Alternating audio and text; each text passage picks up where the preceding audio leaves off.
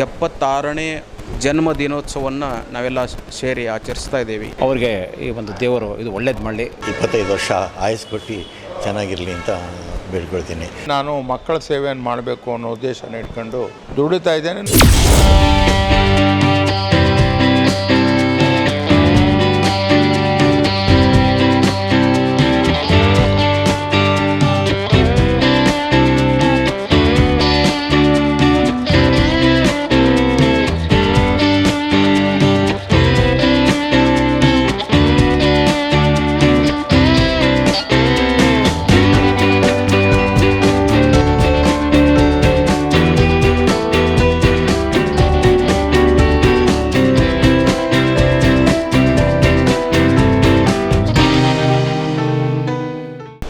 ಮರಾಠ ಸಮಾಜದ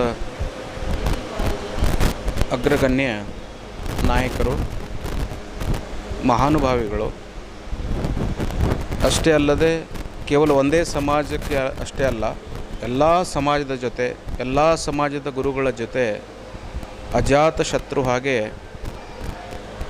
ಇದ್ದು ತಮ್ಮ ರಾಜಕೀಯ ಜೀವನದಲ್ಲಿ ನಿಷ್ಕಲಂಕವಾಗಿ ಇದ್ದವರು.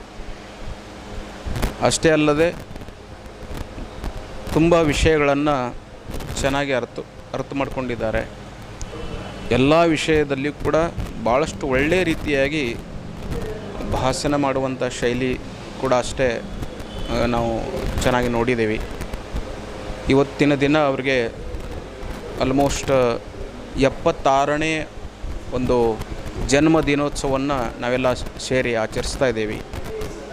ಹಾಗಾಗಿ ನಮ್ಮ ಕರ್ನಾಟಕಕ್ಕೆ ಒಂದು ಗೌರವಾನ್ವಿತ ನಾಯಕ ಅಂತ ನಾವು ಹೇಳಬಲ್ಲೆವು. ಮರಾಠ ಸಮಾಜಕ್ಕೆ ಈ ಒಂದು 60-70 ವರ್ಷದಲ್ಲಿ ಇಂಥ ಒಬ್ಬ ನಾಯಕ ನಮಗೆ ಯಾರೂ ಇಲ್ಲ. ಸುಮಾರಷ್ಟು ನಾಯಕರು ಇದ್ರೂ ಕೂಡ PGR ಶಿಂದೆ ಅಂದರೆ ನಮ್ಮ ಮರಾಠ ಸಮಾಜಕ್ಕೆ ಒಬ್ಬ ಹಿರಿಯ ನಾಯಕರು, ಹಿರಿಯ ಮುಖಂಡರು. ಹಾಗಾಗಿ ಅವರಿಗೆ ಇನ್ನೂ ಕೂಡ ಆ ಪರಮಾತ್ಮ ಒಳ್ಳೆಯ ಆರೋಗ್ಯವನ್ನು ಕೊಡಲಿ ಅಂಥೇಳಿ ಇವತ್ತಿನ ದಿನ ಆ ಪರಮಾತ್ಮನಲ್ಲಿ ನಾವು ಬೇಡ್ಕೊಳ್ತೀವಿ. ಸಾಮಾನ್ಯವಾಗಿ ಪ್ರತಿ ವರ್ಷವೂ ಸಹಿತ ನನ್ನ ಕಾರ್ಯಕ್ಷೇತ್ರ ಕನಕಪುರ ಮತ್ತು ಕರ್ನಾಟಕ ಎಲ್ಲ ಕಡೆಯಿಂದನೂ ಸಹಿತ ನಮ್ಮ ಅಭಿಮಾನಿಗಳು ಬಂದು ನನಗೆ ಶುಭಾಶಯಗಳನ್ನು ಕೋರಿ ಹೋಗ್ತಾರೆ. ನಾನು ವೀರಭದ್ರನ ದಯೆಯಿಂದ ಹುಟ್ಟಿದೆ ಅಂತಕ್ಕಂಥ ನಂಬಿಕೆ ಇದೆ ನಮ್ಮ ಕುಟುಂಬದಲ್ಲಿ. ಹೀಗಾಗಿ ನಮ್ಮ ವೀರಭದ್ರೇಶ್ವರನ ದೇವಸ್ಥಾನಕ್ಕೆ ನಾನು ತಪ್ಪದೇ ಹೋಗ್ತೇನೆ. ನಾನು ಚಿಕ್ಕ ಮಗು ಆಗಿದ್ದಾಗ ಒಂದು ಜಾತ್ರೆಯಲ್ಲಿ 5-6 ವರ್ಷದ ಮಗು ಆಗಿದ್ದಾಗ ಜಾತ್ರೆಯಲ್ಲಿ ಮಿಸ್ ಆಗೋಗ್ಬಿಟ್ಟಿದೆ. ಯಾರೋ ಎತ್ಕೊಂಡು ಹೊರಟೋಗಿದ್ರು. ಆಗ ವೆಂಕಟರಮಣ ಸ್ವಾಮಿ ಅಂತೇಳಿ ಅಲ್ಲಿ ಶ್ರೀನಿವಾಸನ ದೇವಸ್ಥಾನ ಇದೆ ಕನಕಪುರದಲ್ಲಿ. ಅಲ್ಲಿ ನನಗೆ ಯಾರೋ ಹೀಗೆ ಪತ್ತೆ ಮಾಡಿ ಒಂದು ಪೊಲೀಸ್ ಸ್ಟೇಷನ್ನಲ್ಲಿ ಇಟ್ಟಿದ್ರು. ನಮ್ಮ ತಾಯಿನೂ ಊರಿಗೆ ಹೊರಟೋಗಿದ್ರು, ನನ್ನ ಮಗ ಗಾಡಿನಲ್ಲಿ ಮನಗಿರ್ಬೋದು ಅಂಥೇಳಿ. ಆಮೇಲೆ ಪತ್ತೆ ಆದೆ ನಾನು. ವೆಂಕಟೇಶ್ವರನ ಕೃಪೆ, ಚಾಮುಂಡೇಶ್ವರಿ ಕೃಪೆಯಿಂದ ನಾನು ಕರ್ನಾಟಕದಲ್ಲಿ ಇಷ್ಟು ವರ್ಷ ಸಾರ್ವಜನಿಕವಾಗಿ ಕೆಲಸ ಮಾಡಲಿಕ್ಕೆ ನನಗೆ ಕರ್ನಾಟಕದ ಮಹಾಜನ ಅವಕಾಶವನ್ನು ಕೊಟ್ಟಿದ್ದಾರೆ. ಮತ್ತು ನಾನು ಮರಾಠಿ ಭಾಷೆಯನ್ನು ಮನೆಯಲ್ಲಿ ಮಾತನಾಡ್ತೇನೆ, ಆದರೆ ನನ್ನ ಉಸಿರು ಕನ್ನಡ. ಮುಂದಿನ ವರ್ಷಗಳಲ್ಲಿ ನಾನು ಇನ್ನೇನು ಜನಗಳಿಂದ ಅಪೇಕ್ಷೆ ಮಾಡುವಂಥದ್ದು ಏನೂ ಇಲ್ಲ. ಜನಗಳು, ಸರ್ಕಾರಗಳು, ಪಕ್ಷಗಳು, ಮುಖಂಡರುಗಳು ಎಲ್ಲರೂ ಸಹಿತ ನನಗೆ ಆಶೀರ್ವಾದ ಮಾಡಿದ್ದಾರೆ. ಯಾರ ಬಗ್ಗೆನೂ ನನಗೆ ದ್ವೇಷ, ಅಸೂಯೆ, ಹೊಟ್ಟೆ ಕಿಚ್ಚು ಆ ಥರದ್ದೇನೂ ಇಲ್ಲ. ಇನ್ನು ಮುಂದಿನ ದಿನಗಳಲ್ಲಿ ಭಗವಂತ ನನಗೆ ಎಷ್ಟು ದಿನ ಆಶೀರ್ವಾದ ಮಾಡ್ತಾನೆ ಅಷ್ಟು ದಿನಗಳ ಕಾಲ ನಾನು ಜನಗಳ ಸೇವೆಯನ್ನು ಮಾಡಬೇಕು ಅಂತಕ್ಕಂಥ ಉದ್ದೇಶನ ಇಟ್ಕೊಂಡಿದ್ದೀನಿ. ನಾನೆಲ್ಲ ಆಗಿರೋದು ಆಕಸ್ಮಿಕವಾಗಿ. ನಾನು MLA ಆಗಿದ್ದು ಆಕಸ್ಮಿಕ, ಮಂತ್ರಿ ಆಗಿದ್ದು ಆಕಸ್ಮಿಕ, ನಾನು ಎಮರ್ಜೆನ್ಸಿನಲ್ಲಿ 2 ವರ್ಷ ಜೈಲಿಗೆ ಹೋಗಿದ್ದು ಆಕಸ್ಮಿಕ. ಎಲ್ಲ ಆಕಸ್ಮಿಕಗಳೇ ನನ್ನ ಜೀವನದಲ್ಲಿ. ಏನಾದರೂ ಆಕಸ್ಮಿಕಗಳಾದರೆ ಒಳ್ಳೆಯದೇನೆ, ನಾನು ಎಲ್ಲದಕ್ಕೂ ಸಿದ್ಧನಾಗಿದ್ದೇನೆ. ಆದರೆ ಜನಸೇವೆ ನನ್ನ ಮುಖ್ಯವಾದ ಉದ್ದೇಶ. ಈಗ ನನ್ನ ಹೆಚ್ಚಿನ ಸಮಯವನ್ನು ನಮ್ಮ ಭಾರತದ ಮಕ್ಕಳಿಗೆ ನಾನು ಡಿವೋಟ್ ಮಾಡ್ತಾಯಿದ್ದೀನಿ. ನಮ್ಮ ಭಾರತ್ ಸ್ಕೌಟ್ ಗೈಡ್ಸಿನ ಅಖಿಲ ಭಾರತ ಮಹಾಪ್ರಧಾನ ಕಾರ್ಯದರ್ಶಿಯಾಗಿ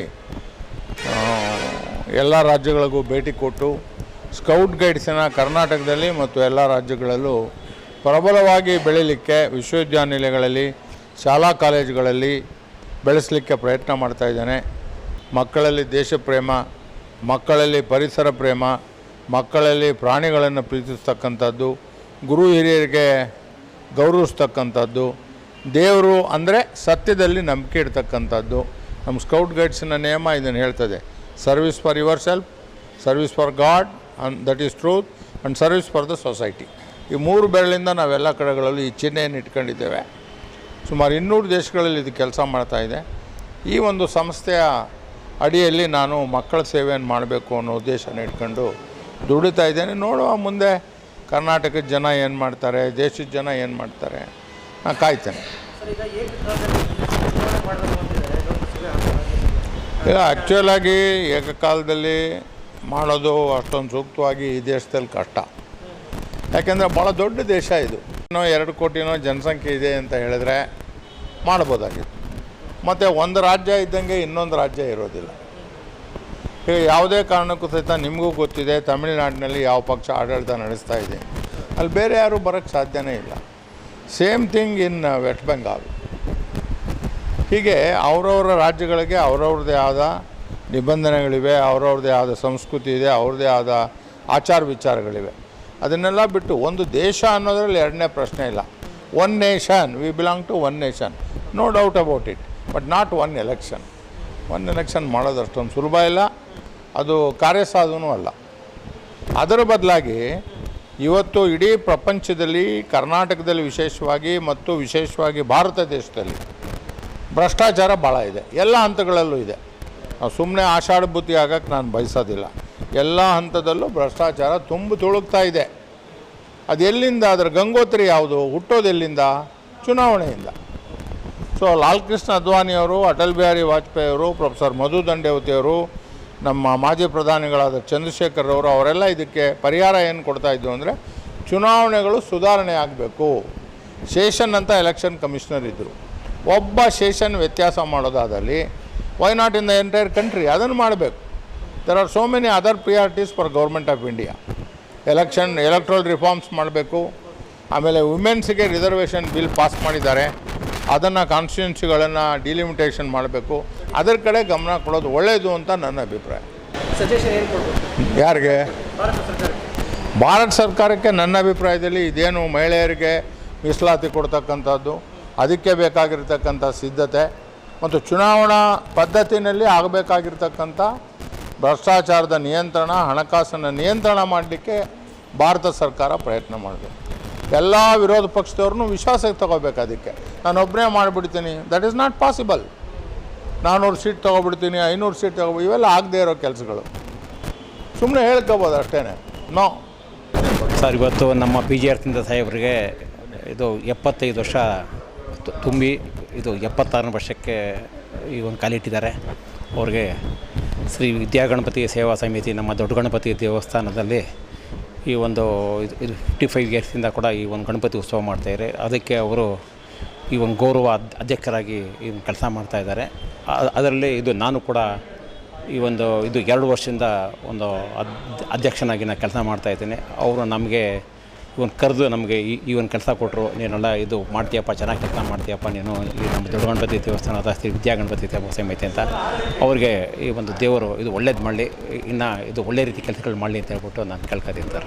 ಸೊ ಮಾನ್ಯ PGR ಸಿಂಧ್ಯರವರು ನನಗೆ 85ನೇ ಇಸ್ವಿಯಿಂದ ನನಗೆ ಪರಿಚಯ ಇದ್ದಾರೆ. ಅವರು ಆವಾಗಿನೂ ಫಸ್ಟ್ ಟೈಮ್ ಬಂದ್ಬಿಟ್ಟು ಅವರು ಹೆಲ್ತ್ ಮಿನಿಸ್ಟರ್ ಆಗಿದ್ದರು.